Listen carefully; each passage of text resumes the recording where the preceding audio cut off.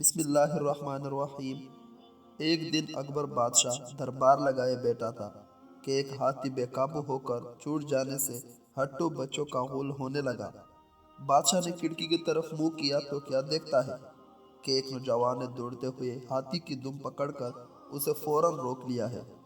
بادشاہ نے بیربل کو اس کی شاہزوری کا تماشا دکھا کر پوچھا، کچھ سوچو تو صحیح، اس میں اتنا زور کہاں سے آ گیا؟ بیربل نے عرض کی، جہاں پناہ، یہ صرف بے فکری کا زور ہے۔ بادشاہ کو وزیر کی اس بات پر تعجب ہوا کہ بے فکری سے اتنی قوت آ گئی۔ بیربل نے فوراً شاہزور جوان کو دربار میں بلوا کر کہا، بادشاہ تمہاری شاہزوری دیکھ کر بہت خوش ہوئے۔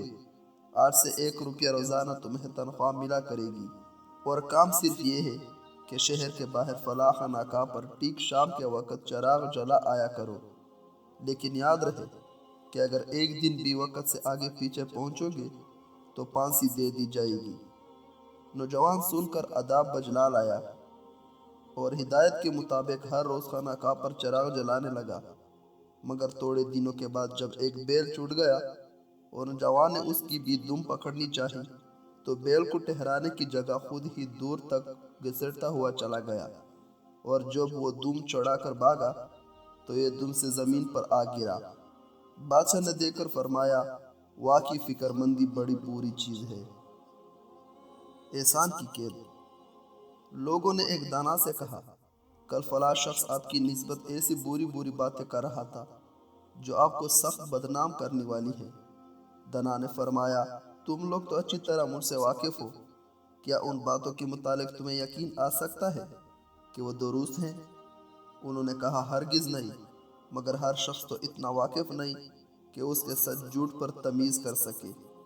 بہتر ہے کہ اس کی زبان کو آداب کی لگام لگا دی جائے۔ دانا نے جواب دیا، میں حاکم نہیں کہ سزا دے سکوں، بس کوئی اور ہی تدبیر مناسب ہے۔ تھوڑی ہی دیر گزری تھی کہ بدزبان بھی آ گیا، اور دانا نے اس کی خاطر توسنہ میں کوئی کسر اٹھا نہ رکھی۔ شربت پلوایا، پنکھا جلوایا، اور اسے خوش کرنے کی ایسی باتیں کی جن سے وہ نہایت خوش ہو کر واپس گیا۔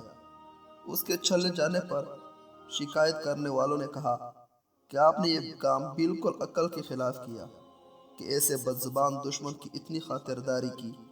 دانا نے جواب دیا، تم سمجھے نہیں کہ میں نے کس طرح اس کے دل کو اخلاق کے جیل خانے میں اور زبان کو ادب کی زنجیر میں قید کر لیا ہے۔ بس اب 2-4 ملاقاتوں میں یہ قید اور بھی سخت ہو جائے گی، جس کے بعد اسے میرے خلاف کہنے کی کبھی ہمت نہ رہے گی۔